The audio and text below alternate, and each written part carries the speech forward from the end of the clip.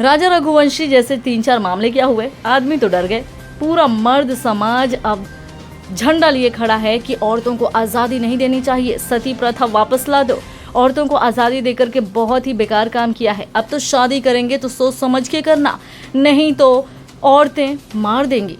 जान की इतनी वैल्यू है, इस बात को आप समझते तो हैं। जानने के बाद अच्छा लगा, लेकिन एक सवाल आपसे कि क्या औरतों की जान की वैल्यू नहीं है? जो सदियों से मारी जा रही हैं, जलाई जा रही हैं, उनके गला रेत करके उन्हें फेंक दिया जाता है, और कितनी औरतें मारी जा चुकी हैं और मारी जा रही हैं। कितनों के बारे में आपने आवाज़ उठाया?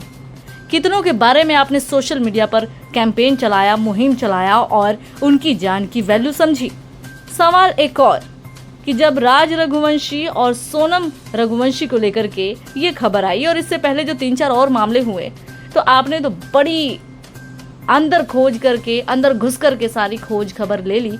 तो आपसे सवाल ये है कि आखिर इन तमाम मामलों के बीच में आपने औरतों को लेकर के कितना रिसर्च किया? औरतों पर जो कि डेली बेसिस पे हर एक 22 मिनट में एक लड़की के साथ रेप हो रहा है, इसकी जानकारी कितनी है आपको? इसके अलावा औरतें क्योंकि बेटी पैदा हो गई इस बात के लिए मारी जा रही हैं, क्योंकि दहेज में उनको सामान उस तरह का नहीं मिला जो ससुराल पक्ष को चाहिए था, उस बात के लिए जला दी गई। कितनी बार आपने इस बात पर बात की? कितनी बार आपने कहा कि औरतों की जान की वैल्यू होती है, औरतों की जान की भी उतनी ही वैल्यू होती है और उन्हें भी सुरक्षा की ज़रूरत है? क्या औरतों की जान की कोई वैल्यू नहीं है? कि ये उनकी नियति है कि वो सदियों से मारी जा रही हैं?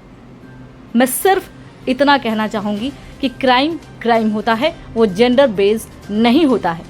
लेकिन लोगों ने जिस हिसाब से इसे जेंडर बेस्ड बना दिया है, ऊपर से आदमियों के साथ जो भी अभी केसेस हुए हैं उसको इतना अटेंशन मिल रहा है, इसको देख करके लग रहा है कि हम वाकई में एक पैट्रियार्कल समाज में ही रहते हैं, जहाँ पर औरतों की जान की कोई वैल्यू नहीं है।